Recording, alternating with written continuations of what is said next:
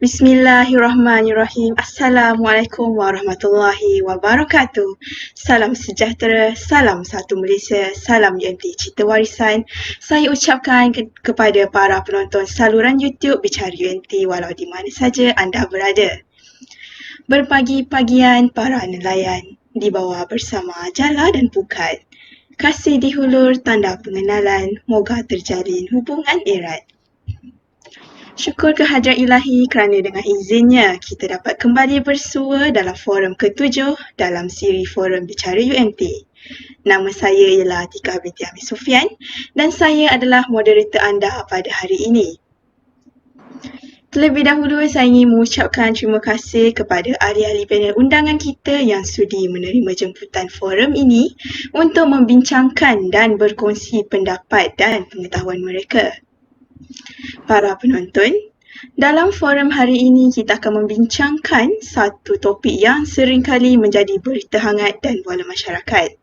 Untuk makluman para penonton, siri forum Bicara UMT kali ini dilakukan secara atas talian berikutan pandemik COVID-19, maka kita perlu mematuhi arahan daripada Majlis Keselamatan Negara dan prosedur operasi standard demi menjaga kesihatan diri dan orang lain. Para penonton, izinkan saya membentangkan topik pada hari ini yang bertajuk Kerana Cinta Aku Turutkan. Menarik bukan topik forum kita pada hari ini? Dan sudah pasti ianya mengundang berbagai tafsiran dan pandangan bagi setiap individu. Bak kata pepatah, tak kenal maka tak cinta. Tidak lengkap rasanya jika kita tidak berkenalan dengan para ahli panel jemputan kita untuk forum pada hari ini. Bersama-sama kita sekarang ialah 4 orang wanita yang masing-masing dari latar belakang yang cukup hebat dan wajar dikagumi. Berpakaian cantik dengan kod server hitam ialah ahli panel kita yang pertama iaitu Puan Siti Afiqah binti Nasrul Huzaini. Apa khabar Puan? Alhamdulillah, sihat. Syukur Alhamdulillah. Semoga Puan sentiasa menjaga kesihatan. Kerana saya dengar di Terengganu juga telah bermula Perintah Kawalan Pergerakan Bersyarat. Izinkan saya menceritakan serba sedikit tentang latar belakang ahli panel pertama kita. Puan Siti Afiqah ialah seorang kaunselor sekolah yang sudah berkhidmat selama hampir 5 tahun di Maktab Rendah Sains Mara, Kuala Terengganu. Seterusnya ahli panel kita yang kedua yang berkacamata dan berbaju kuning ialah Dr. Siti Nur Ashikin binti Azmi. Dr. Ashikin merupakan pensyarah subjek psikologi di Universiti Pendidikan Sultan Idris di Tanjung Malim, Perak Darul Rizwan. Beliau telah berkhidmat sebagai pensyarah subjek berkenaan di UPSI selama 4 tahun. Apa khabar Doktor? Sihat? Kami baik, Alhamdulillah sihat.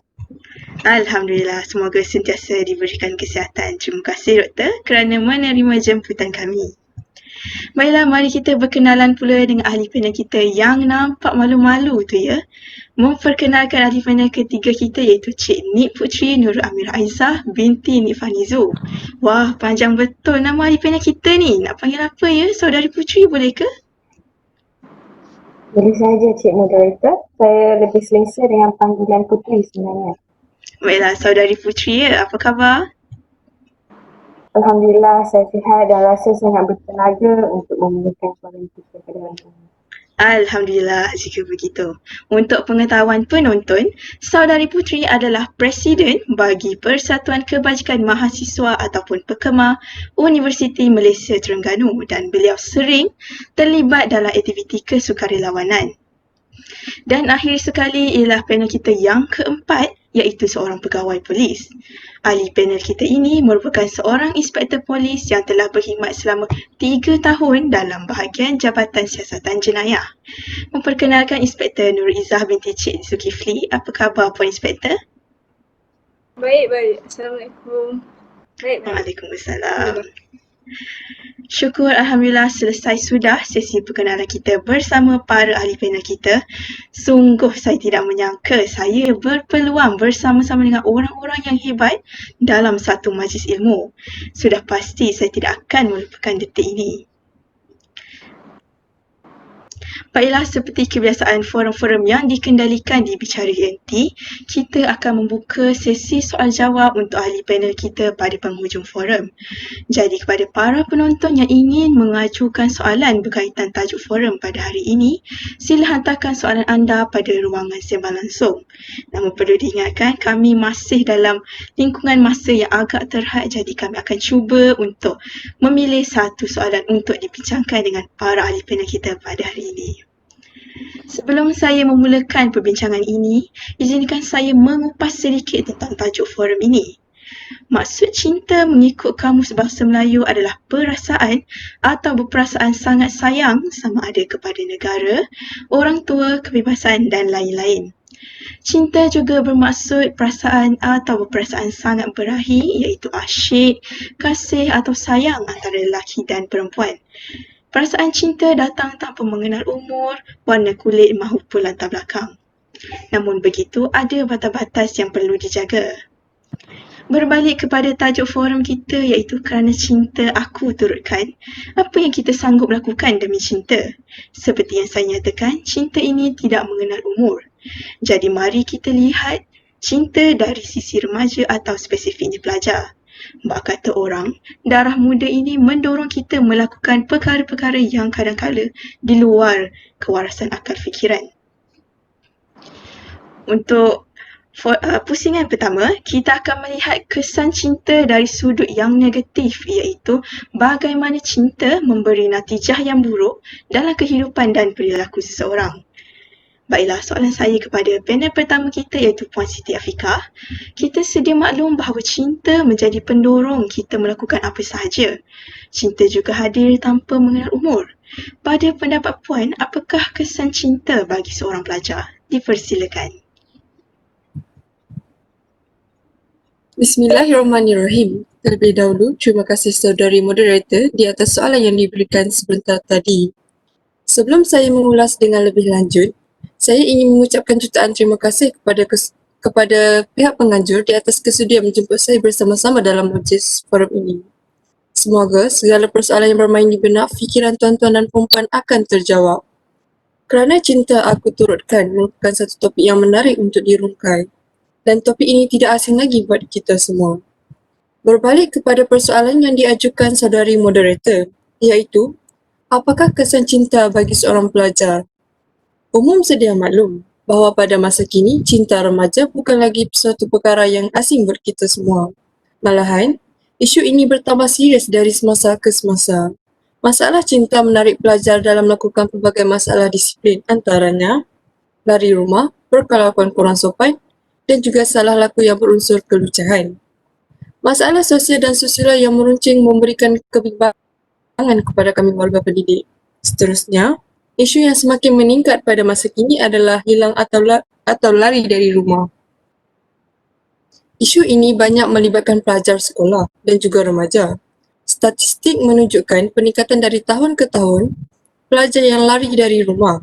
Menurut Polis Diraja Malaysia, sebanyak 2,252 kes remaja yang lari rumah dianggarkan sehingga Mei 2019 yang disebabkan oleh pengaruh kekasih. Jika hal ini berlarutan, dikhawatiri akan mendatangkan masalah yang lebih besar di masa akan datang. Seterusnya, isu yang terus berluasa adalah isu jenayah seksual dalam kalangan pelajar. Isu ini saban hari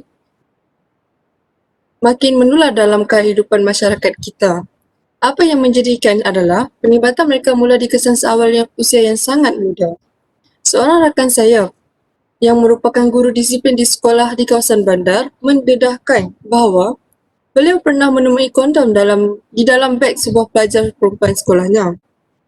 Kondom itu ditemui hasil daripada pemeriksaan mengejut yang dilakukan di sekolah tersebut. Untuk pengetahuan hadirin dan hadirat sekalian, berdasarkan statistik Kementerian Kesihatan Malaysia, dianggarkan secara purata 4,000 remaja perempuan hamil di bawah usia 18 tahun dilaporkan pada setiap tahun. Peningkatan pembangkitan remaja dalam aktiviti masa menunjukkan keruntuhan akhlak yang semakin parah dalam generasi belia hari ini. Masalah ini seperti tiada noktah dan penghujungnya. Situasi sebegini tidak seharusnya dipandang enteng, tetapi ia sepatutnya diberikan perhatian yang benar dan dari semua pihak. Pada pendapat saya, cinta remaja banyak mendatangkan kesan negatif kepada pelajar dari yang positif. Isu ini sesuai dikaitkan dengan lirik lagu Kalau Mencari Teman, yang mana ungkapannya berbunyi, bercintalah berpada-pada, usah serah segala, turutkan hati, turutkan rasa, diri sendiri akan binasa. Jika masalah ini tidak dibendung, masa depan menjanjikan cabaran di luar jekaan kita. Sekian saja dahulu dari saya. Saya kembalikan forum ini kepada saudari moderator. Terima kasih Puan atas perkongsian beliau sebentar tadi berkenaan kesan cinta dalam kehidupan seorang pelajar. Saya tertarik dengan statistik masalah disiplin dalam kalangan pelajar sekolah yang agak mengejutkan, agak tinggi dan itu amat membimbangkan. Dan juga kita mengetahui bahawa sekarang ini jenayah seksual dalam kalangan pelajar semakin membarah dan tidak harus dipandang enteng. Seterusnya saya ingin beralih kepada ahli panel kita yang kedua iaitu Dr. Siti Nur Ashikin. Sejak belakangan ini, isu pembuangan bayi semakin meningkat dan semakin banyak dipaparkan dari dada akhbar sehingga ke berita utama. Mengikut kajian oleh Burhanuddin bin Abdullah, kes pembuangan bayi menyaksikan peningkatan yang ketara antara tahun 2010 hingga tahun 2012. Jelas sekali masalah ini memberi gambaran bahawa masyarakat kita sedang sakit.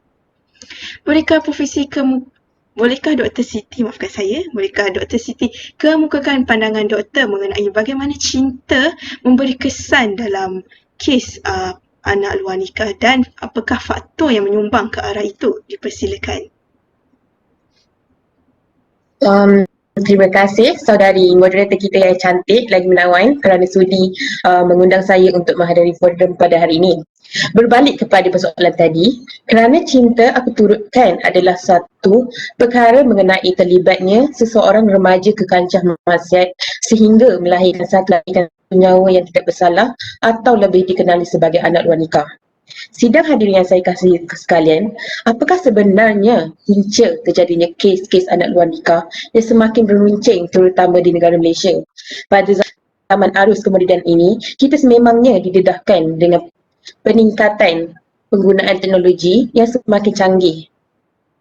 Penggunaan telefon pintar sudah tentu menjadi perkara yang biasa dalam kalangan masyarakat, tidak mengira peringkat umur. Jadi, tidak hairanlah sekiranya kita melihat anak-anak yang berusia 1 tahun sudah pandai bermain dengan telefon pintar, bahkan lebih cekap berbanding individu dewasa. Ini jelas menunjukkan bahawa penggunaan teknologi semakin berkembang pesat di dunia. Namun begitu juga, telefon pintar dan gadget keluaran terkini umum diketahui wajib dilengkapi dengan aplikasi yang mudah, alih yang canggih dan teknologi tinggi. Pengisian aplikasi media sosial seperti laman buku dan banyak lagi aplikasi lain merupakan aplikasi wajib yang terkandung dalam setiap telefon pintar.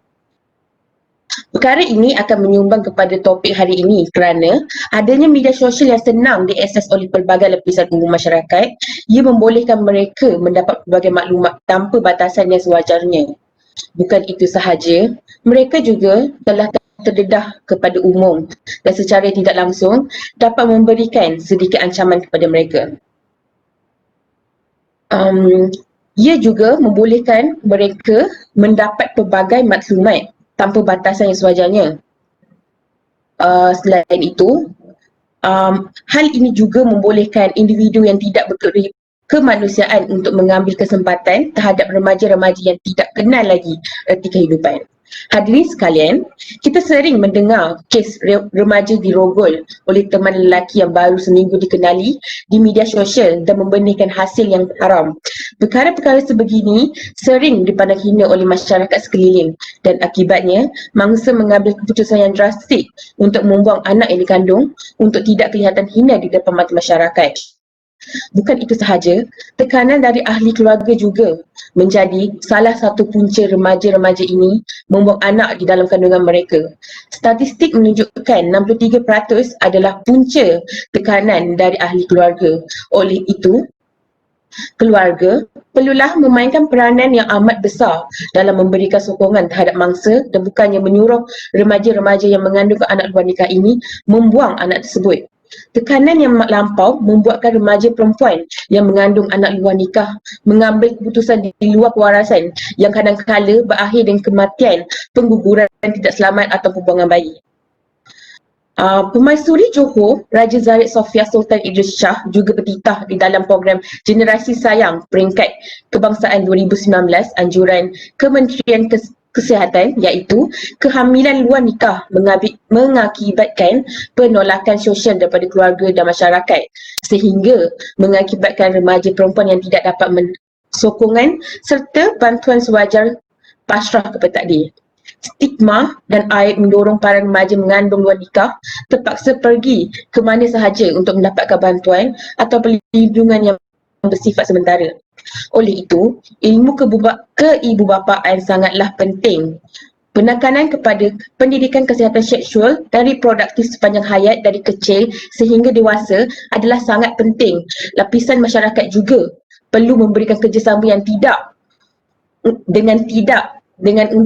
memandang sinis dan memulaukan remaja-remaja yang mengandung anak luar nikah ini. Saya rasa cukup dahulu daripada saya dan kembali kepada moderator kita. Terima kasih. Terima kasih atas pendapat panel kita yang kedua iaitu Dr. Siti Nur Ashiki mengenai faktor berlakunya kes anak luar nikah dan kaitannya dengan kes pembuangan bayi.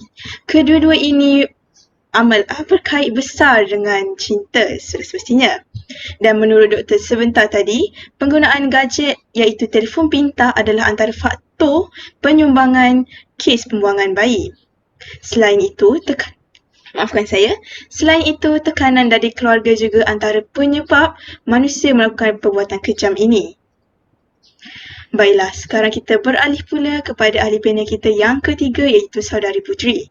Seperti yang kita sedia maklum, Saudari Puteri merupakan Presiden bagi Perkemar UMT. Jadi sudah pasti Saudari Puteri mempunyai pengalaman berhadapan dengan pelbagai mahasiswa dan mahasiswi. Bolehkah Saudari Puteri kemukakan pandangan saudari mengenai impak cinta dalam hidup seseorang mahasiswa dan mahasiswi? Dipersilakan. Terima kasih saudari moderator. Sebelum saya ingin berkongsikan pendapat saya mengenai soalan saudari moderator sebentar tadi, lebih dahulu saya ingin mengucapkan rasa bertuah dan berterima kasih yang tak terhingga kerana pada hari yang baik ini saya dapat bersama-sama dengan individu-individu yang cukup hebat untuk berbincang mengenai topik yang hangat diperkatakan kini. Saya percaya rata-rata penonton yang sedang menonton forum ini mungkin mempunyai pendapat ataupun idea yang berbeza mengenai tajuk forum kita pada hari ini iaitu Kerana Cinta Aku Turutkan.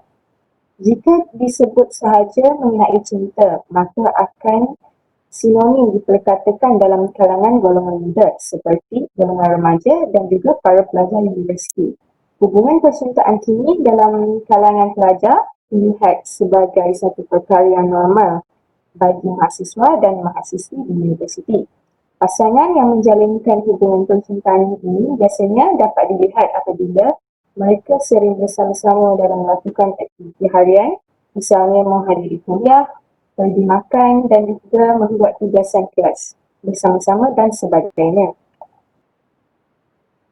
Namun, apakah impak negatif percintaan dalam kalangan mahasiswa? Seperti yang penonton serta ahli panel yang lain sedia maklum, tugas pelajar adalah untuk belajar bersungguh-sungguh dan mencapai cita-cita dan juga untuk membanggakan ibu bapa mereka. Tetapi, jika seseorang pelajar itu terlibat dengan hubungan percintaan di universiti, adakah mereka akan kekal fokus dengan pembelajaran mereka? Jika dilihat pada kajian lepas, pelajar yang tidak dapat menguruskan antara percintaan dan juga pelajaran yang disebabkan kerana terlalu leka dan asyik dengan dunia percintaan mereka, pelajar itu dikatakan akan membazirkan masa dan akan mempengaruhi penipuan terhadap pelajaran dan akhirnya boleh menyebabkan kemerosakan prestasi akademik mereka. Tambahan lagi, hubungan percintaan ini sering dikaitkan dengan masalah gejala sosial. Perkara ini dapat dilihat daripada sumber akhbar berita harian tahun 2018 apabila terdapat satu berita mengenai pelajar universiti yang mempunyai hubungan percintaan dengan seorang lelaki yang berusia 25 tahun telah ditangkap akibat daripada kes pembuangan bayi yang dilahirkan berdekatan dengan rumah pelajar tersebut. Pada pendapat hadirin semua, mengapakah perkara ini boleh berlaku? Adakah perkara ini adalah disebabkan perasaan mereka yang terlalu ingin mencari kegembiraan dan kebebasan, sehinggakan mereka sanggup menyerahkan mahkota yang paling berharga bagi seorang kaum Hawa kepada kaum Adam ini. Kesan daripada peristiwa yang berlaku ini, makhluk yang langsung tidak berdosa tersebut dijadikan mangsa. Inilah yang dikatakan kerana cinta aku turutkan. Impak yang ketiga, iaitu impak yang terakhir yang kita dapat lihat daripada kesan percintaan dalam kalangan pelajar adalah akan wujudnya konflik perebutan cinta. Konflik sesama rakan bukan hanya berlaku kepada golongan remaja, bahkan ada kalanya tercetus dalam kalangan orang dewasa. Namun, remaja lebih cepat beremosi jika berdepan dengan isu ini. Selalunya antara konflik golongan remaja menjadi punca tikam sesama sendiri adalah disebabkan wujudnya perasaan cemburu, apatah lagi jika berkaitan dengan perasaan cinta. Kes biasa yang kita dengar adalah disebabkan perebutan kekasih. Apabila sifat cemburu yang semakin meninggi menguasai diri, maka akan timbul konflik dengan bermulanya dengan cakap belakang dan ada segelintir sanggup memfitnah kawan sendiri semata-mata untuk mendapatkan apa yang dikehendaki mereka. Kita faham, perasaan sayang tidak boleh dilawan, tetapi ia boleh dikawal dengan sikap toleransi dan memahami sesama sahabat. Mungkin ia kedengaran remeh buat para hadirin, tetapi tahukah anda wujudnya kes bunuh membabitkan isu ini? Merujuk laporan media tahun lalu, kes pembunuhan di Melaka membabitkan 2 lelaki dilaporkan berpunca daripada berebut kekasih. Gara-gara berebut teman wanita, 2 lelaki terbabit bergaduh sebelum seorang daripada mereka mati ditikam di dalam rumah kedai di Malin Jaya, Melaka. Ini membuktikan kes ini bukan boleh dipandang remeh oleh setiap anggota masyarakat. Impak percintaan bukan sahaja tercetus dalam kalangan mahasiswa, tetapi ia juga wujud dalam kalangan orang biasa. Ini bukan bermaksud sesuatu perhubungan percintaan itu hanya akan memudaratkan diri, tetapi jika para pelajar dan mungkin juga hadirin sekalian yang masih bersama kami sekarang ini tahu untuk meluruskan antara percintaan dan juga pelajaran dengan sebaiknya, saya percaya tidak akan wujud sebarang konflik atau impak yang negatif seperti yang telah saya bincangkan tadi. Sekian sahaja pandangan saya mengenai impak percintaan dalam kalangan mahasiswa. Terima kasih kepada saudari Putri, panel ketiga kita atas pandangan beliau mengenai impak cinta dari sudut mahasiswa. Apa yang saya dapat ulaskan ialah cinta boleh memberi kesan dalam kehidupan seorang mahasiswa seperti merosakkan kehadiran ke kelas contohnya dan membuatkan mahasiswa mendapat markah yang corot dalam pelajaran. Selain itu, cinta juga boleh menimbulkan pergaduhan ataupun perkelahian dalam persahabatan seperti saling cemburu dengan pasangan rakan kita dan juga boleh menyebabkan berlaku kes-kes yang agak serius seperti pembunuhan kerana cemburu buta. Seterusnya, mari kita dengarkan pula daripada panel ketiga kita iaitu Inspektor Nurul Izzah. Sebagai seorang pegawai polis, sebagai seorang pegawai polis, sudah pasti Puan banyak mengendalikan kes-kes jenayah yang dilakukan di atas dasar cinta. Bolehkah Puan berkongsi dengan kami bagaimana cinta mendorong seseorang itu melakukan jenayah yang melanggar undang-undang? Dipersilakan. Bismillahirrahmanirrahim. Assalamualaikum warahmatullahi wabarakatuh. Ya, menurut statistik jenayah kita dalam keadaan, walaupun dalam keadaan baik, namun masih membimbangkan di mana statistik jenayah pada 2018 yang mana 65.8% jenayah adalah dari jenayah kekerasan, iaitu sama. dan mencederakan. Dari statistik ini saya ingin memaparkan bahawa jenayah kekerasan dalam mencederakan adalah melibatkan kes cinta. Dalam 2-3 tahun ini kebanyakan jenayah berpunca daripada cinta. Yang ini sebagai contoh, pada 2008 sehingga hari ini, kes melibatkan cinta seperti korban kerana cinta, menikam kekasih, bekas kekasih dan juga membunuh kerana cinta. Dalam kes sekarang, sebagai contoh, kes yang paling kita dengar, yang paling awal, yang kuat dibincangkan sekarang ini adalah berhabis duit kerana cinta. Di mana wanita Malaysia, kalau kita boleh tengok, adalah mana kebanyakan wanita Malaysia banyak berhabis duit kerana cinta pada orang asing, iaitu cinta cyber. Mana mengikut statistik, cinta cyber ini telah melangkaui kes-kes jenayah yang lain. Selain daripada itu, kes lain juga selain daripada kes cyber cinta ini juga adalah kes pernikahan kasih bekas kekasih. Iaitu dia telah menikam kekasih bekas kekasihnya pada tahun 2019 kalau tidak silap saya. Bahawa dia telah membunuh kekasih bekas kekasihnya kerana cemburu, kerana bekas kekasihnya tidak ingin lagi bersama dengannya. Jadi kita boleh lihat bahawa kes jenayah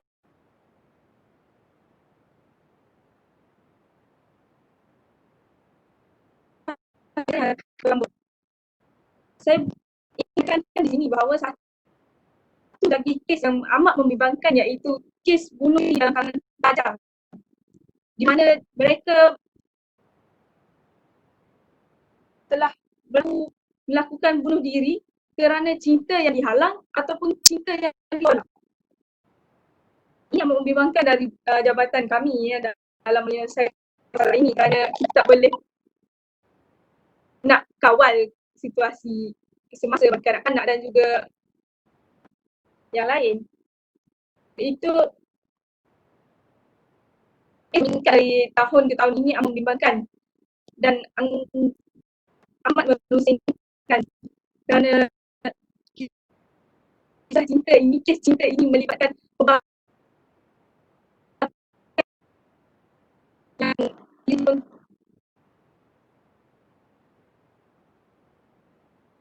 untuk menyelesaikan masalah-masalah sebegini. Jadi saya berikan kepada yang related untuk meneruskan lagi forum kita ini. Terima kasih saya ucapkan kepada Inspektor Nurul Izzah atas pembentangan beliau sebentar tadi. Jelas sekali cinta mampu menyebabkan seseorang itu bertindak di luar kawalan sehingga melakukan perkara-perkara yang mampu membahayakan nyawa diri sendiri dan orang lain. Perbentangan kes-kes jenayah oleh Inspektor Nurul Izzah membuatkan saya berasa agak gerun. Begitu hebat sekali pengaruh cinta pada sesetengah orang. Pengajarannya di sini, jatuh cintalah dengan berpada-pada dan sederhana. Janganlah sampai anda sanggup saling berbunuhan demi cinta. Baiklah, selesai sudah perbincangan mengenai natijah buruk oleh cinta pada seseorang.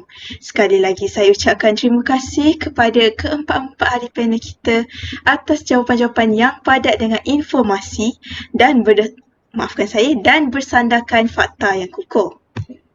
Baiklah, kita akan teruskan forum pada hari ini di mana kita akan membincangkan faktor-faktor yang menyumbang kepada masalah cinta berdasarkan pandangan dari ahli-ahli panel kita sebentar tadi. Sebelum itu, sekali lagi saya mengingatkan kepada para penonton yang mempunyai soalan untuk diajukan kepada ahli-ahli panel kita, sila hantar di ruangan sembang langsung. Kita akan mengadakan sesi soal jawab seusai selesai segmen ini. Namun perlu saya ingatkan, kita berada dalam keterikatan masa, jadi kami akan mencuba untuk menjawab soalan anda dengan mudah. Bukan saya. Okay. Tanpa melengahkan masa, kita teruskan forum Kerana Cinta Aku Turutkan dengan melihat sebab berlakunya masalah yang berpunca dari cinta. Baiklah, saya ingin mengajukan soalan kepada panel pertama kita, iaitu Puan Siti Afiqah. Pada pandangan Puan, apakah faktor yang menyebabkan manusia melakukan sesuatu yang keterlaluan apabila mereka jatuh cinta? Dipersilakan.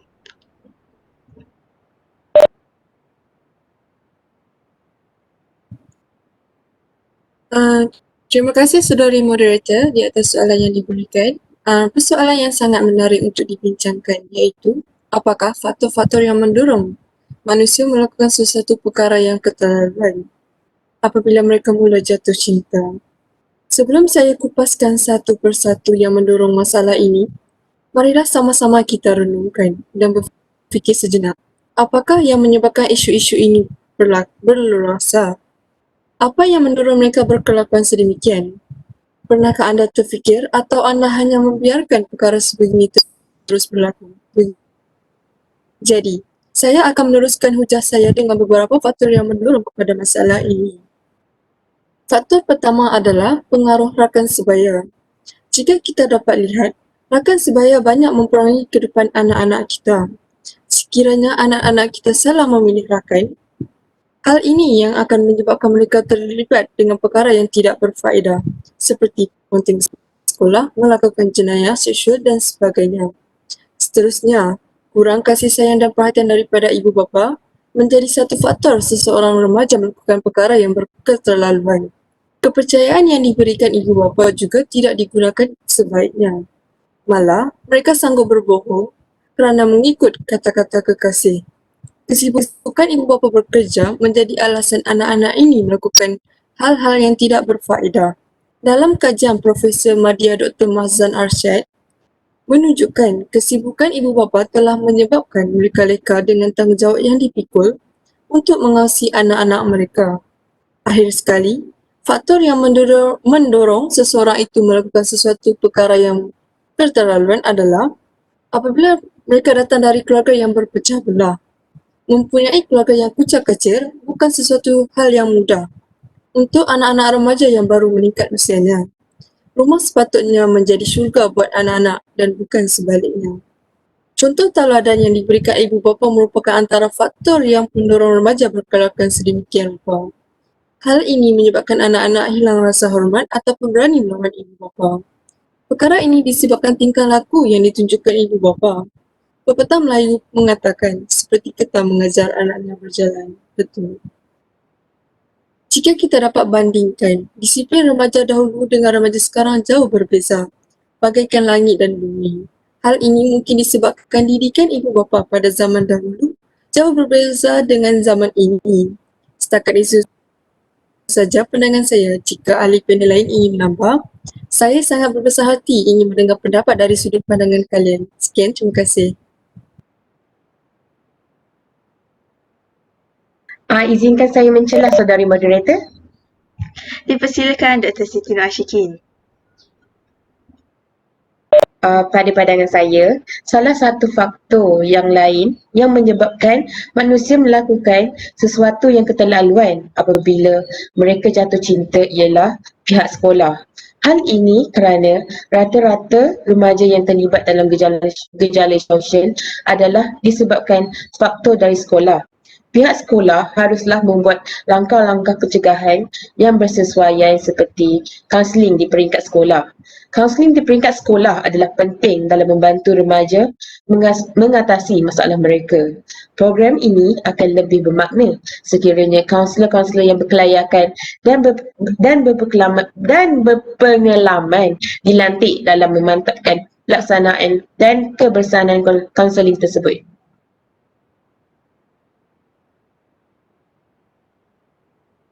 Terima kasih Maafkan saya, terima kasih atas jawapan yang dibentangkan oleh Puan Siti Afiqah dan Dr. Siti Nur Ashikin.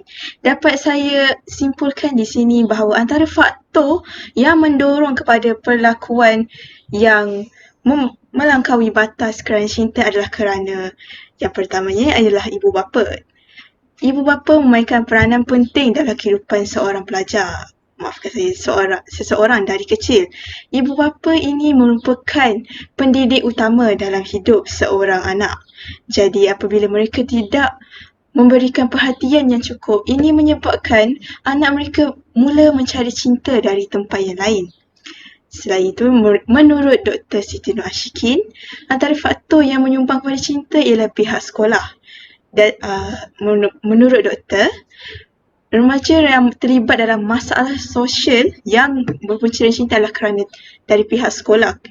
Di sekolah menyebabkan menjadi tempat mereka untuk mencari cinta dan meluahkan rasa tidak puas hati kepada ibu bapa di sekolah. Selesai sudah 2 pusingan forum ilmiah pada hari ini. Sekarang tibalah masa untuk para ahli panel kita menjawab beberapa soalan yang diajukan oleh para penonton kita. Sekarang saya akan memilih 2 soalan dari para penonton kita. Begitu banyak sekali soalan yang saya terima, membuatkan saya ramai mata pula hendak memilih. Saya akan memilih satu soalan dahulu untuk dijawab oleh para ahli panel kita. Begitu banyak soalan yang menarik. Nampaknya penonton kita memang bersungguh-sungguh untuk ingin panel kita menjawab persoalan mereka tentang cinta. Baiklah, untuk soalan pertama dari seorang wanita bernama Nurul Hidayah dari Seremban Negeri Sembilan. Soalan beliau kepada ahli panel kita ialah, bagaimana kita hendak menyalurkan rasa cinta dengan betul? Kepada para ahli panel yang ingin menjawab, dipersilakan.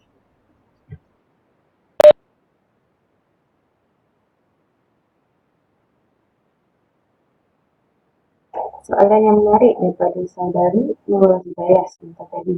Izinkan saya menjawab soalan tersebut. Pada pandangan saya, jika kita mempunyai perasaan sayang atau rasa mencintai pada Maafkan saya, cara yang betul, sebentar saja, maafkan saya, kita akan sambung semula kerana ada sedikit gangguan. Kita akan sambung forum kita sebentar lagi.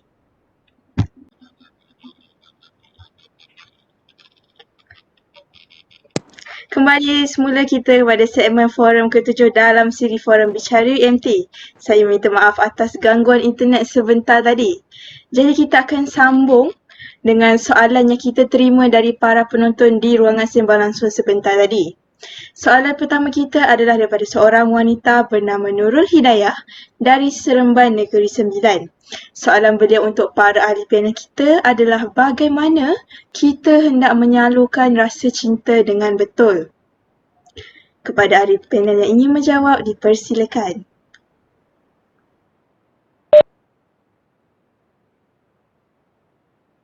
soalan yang menarik daripada saudari Nurul Hidayah.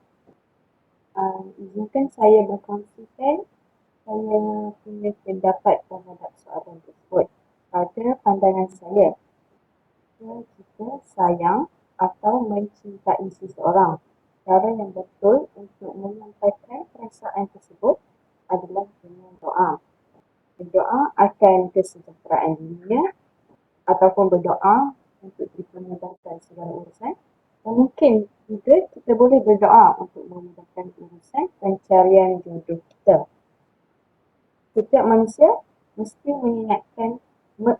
menginginkan kehidupan yang bahagia bersama pasangan mereka.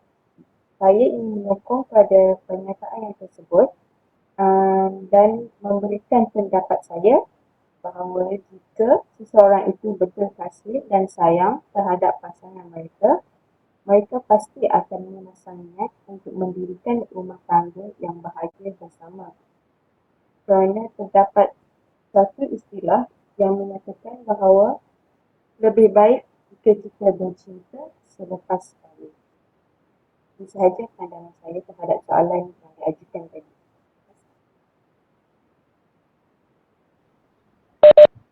Baiklah, penerangan yang cukup baik oleh saudari Putri. Jika ada ahli panel lain yang ingin menambah, dipersilakan. Saya ingin menambah soalan yang menarik dari saudari Nur Hidayah iaitu bagaimana kita hendak menyalurkan rasa cinta dengan betul. Yang pertama, salurkan rasa cinta kita kepada Allah Subhanahu Wa Taala kerana itulah adalah sebaik-baik cinta. Kedua, kepada Rasulullah. Bagi saya, itu fokus utama sebagai seorang Muslim ataupun kalau dari segi sudut budaya lain juga tetap meletakkan Tuhan sebagai yang pertama. Dan yang terakhir adalah salurkan cinta kepada ibu bapa. Kerana ibu bapa merupakan insan yang terpenting dalam hidup kita dan baru kita boleh salurkan rasa cinta itu kepada insan lain. Dan sepatutnya insan itu adalah kekasih halal bagi kita. Itu sahaja daripada saya. Terima kasih. Baiklah, terima kasih saya ucapkan kepada Puan Siti Nurafika atas pandangan beliau. Apa yang dapat saya simpulkan di sini adalah cara untuk kita menyalurkan rasa cinta kita kepada seseorang adalah melalui doa. Jadi kita berdoa untuk kesejahteraan dirinya dan juga untuk diri kita jika ada jodoh. Berpisahlah 1000 lautan pun pasti dipertemukan semula. Dan menurut Puan Siti Afiqah, kita seharusnya menyalurkan rasa cinta kita kepada pencipta kita dan bagi seorang Muslim, salurkanlah rasa cinta kita kepada Allah Subhanahu Wa Taala dan Rasulullah SAW. Penerangan yang cukup baik oleh kedua-dua ahli panel kita sebentar tadi diharapkan bahawa ia menjawab persoalan yang diajukan oleh penonton kita sebentar tadi iaitu saudari Nurul Hidayah.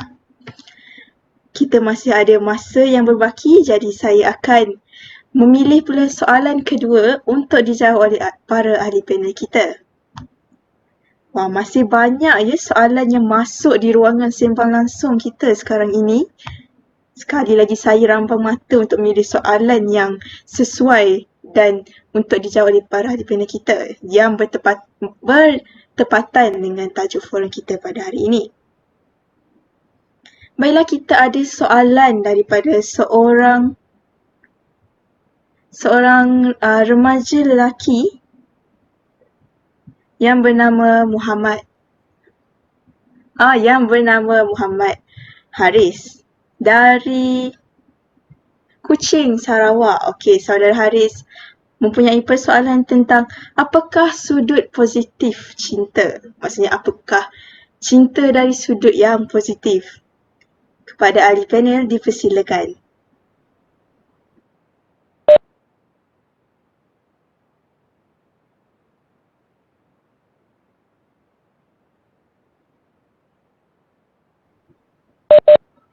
Jika ada ahli panel yang ingin menjawab, dipersilakan unmute.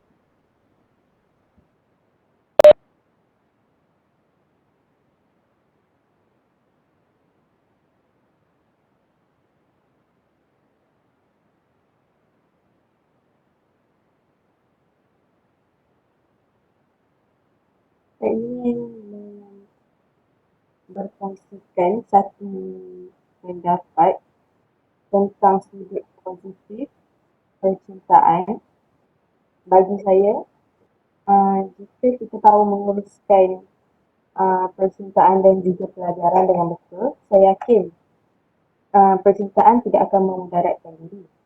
Dan kesannya, kita boleh saling belajar bersama-sama akan membuatkan kita lebih setengah orang dia akan lebih fokus di dalam kelas ataupun di dalam sesi kuliah mereka jika mereka dapat menguruskan masa untuk bercinta dan juga pelajaran. Maksudnya macam saya punya pendapat adalah mereka boleh belajar bersama-sama dan juga lebih fokus. Bukan semua pasangan yang bercinta akan mendapat kesan yang negatif, tetapi ada juga pasangan yang akan mendapat kesan positif daripada percintaan. Saya bercerita ini daripada sudut pelajar universiti.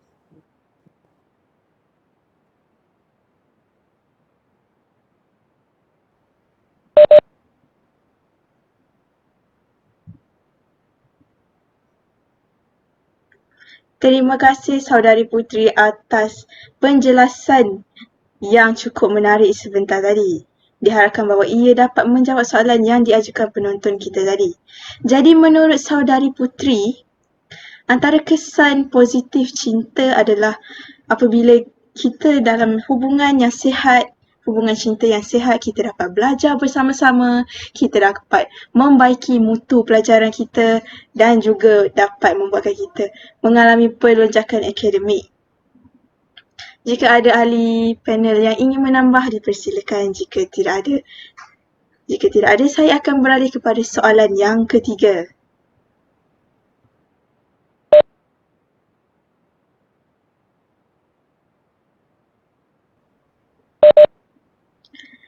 Baiklah, kita akan beralih kepada soalan yang ketiga pula. Dan sekali lagi soalan ini saya pilih daripada ruangan sembang langsung sekarang. Baiklah. Wah, masih banyak soalan yang saya terima. Sebentar. Okey. Baiklah, soalan yang ketiga adalah spesifiknya untuk Inspektor Nurul Izzah. Jadi soalan daripada Saudari Aina Nabilah, soalan beliau adalah, agak kurang jelas ya, mungkin kerana talian internet saya.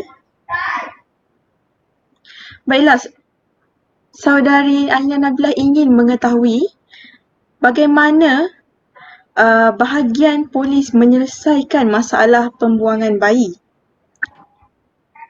Inspektor Nurul Izzah, dipersilakan.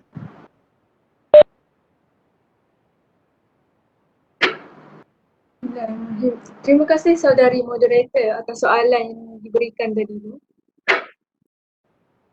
Isu pembuangan bayi ini adalah isu yang lama, yang memang dah lama bertapak di bumi Malaysia ni. Dan bagi saya ini amat memusingkan lah. Di mana saya sebagai orang lama yang bertugas dalam bendung kes jenayah di Malaysia ni, tidak pernah saya menyaksikan suatu kes yang sentiasa meningkat naik dari tahun ke tahun. Apatah lagi kes yang melibatkan pembuangan bayi ini, mereka tidak tahu yang sesetengah luar negara sangat mementingkan ketumbuhan kesuburan di negara mereka. Maafkan saya. Okey. Cara dalam mengatasi kes pembuangan bayi yang telah kami laksanakan dalam konteks sebagai pegawai polis adalah dengan melakukan kolaborasi bersama pihak JAKIM dalam melakukan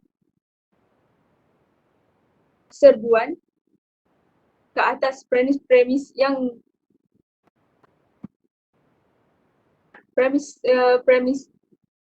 hotel bajet dalam bendung kes zina, iaitu melibatkan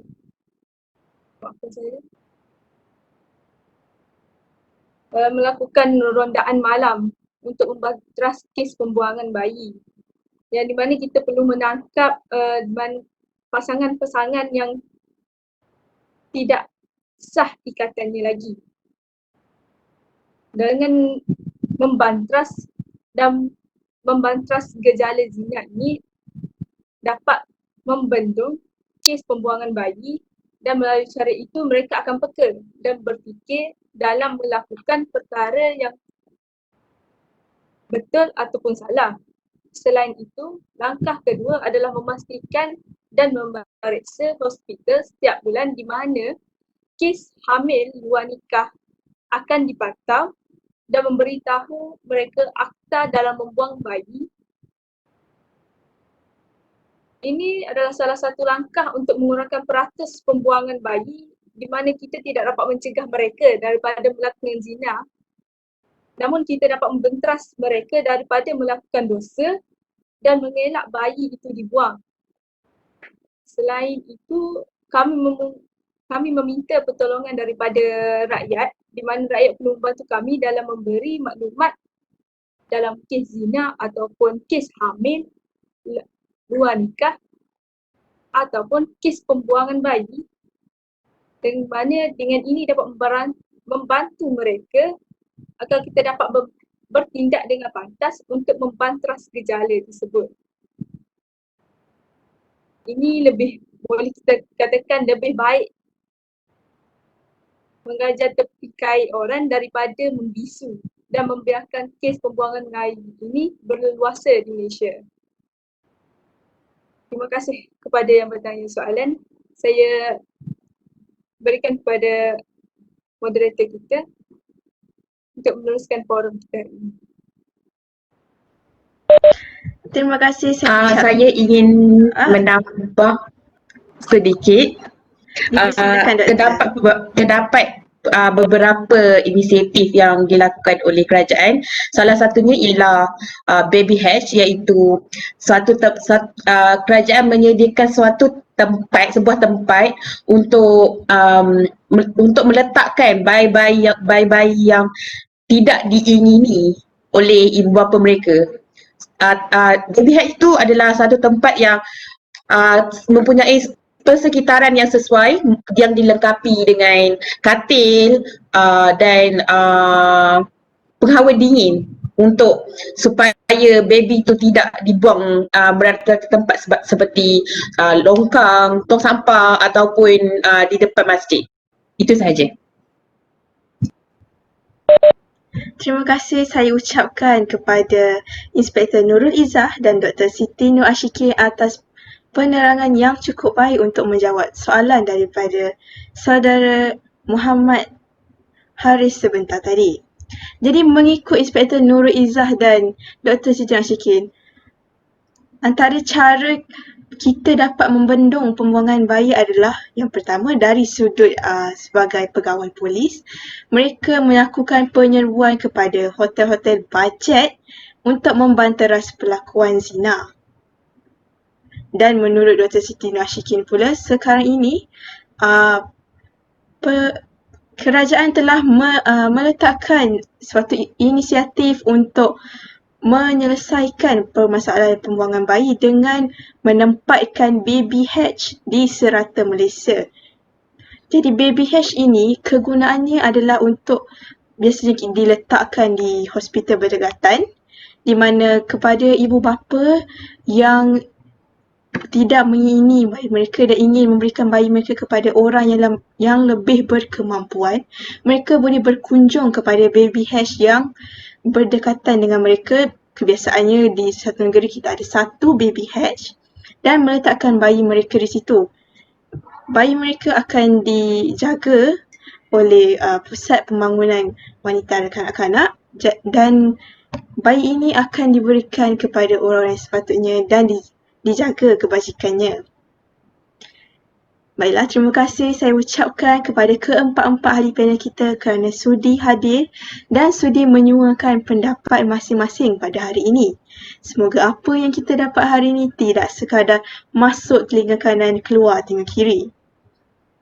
Nampaknya masa amat mencemburui kita. Sebelum berakhirnya forum ini, saya berharap para penonton mendapat pencerahan tentang kesan jika kita terlalu turutkan kehendak kerana cinta. Kesimpulannya, apabila kita jatuh cinta tanpa mengawal diri sendiri, kita akan terlalu mengikut kata hati dan akhirnya mengundang bala kepada diri sendiri. Janganlah menjadi seperti peribahasa sudah terhantuk baru terngadah. Sayangilah diri anda terlebih dahulu sebelum orang lain. Saya sudahi forum hari ini yang bertajuk Kerana Cinta Aku Turutkan dengan wabillahi taufiq wal hidayah. Wassalamualaikum warahmatullahi wabarakatuh dan sekian terima kasih sehingga kita berjumpa lagi dalam forum seterusnya di saluran Bicara UMT.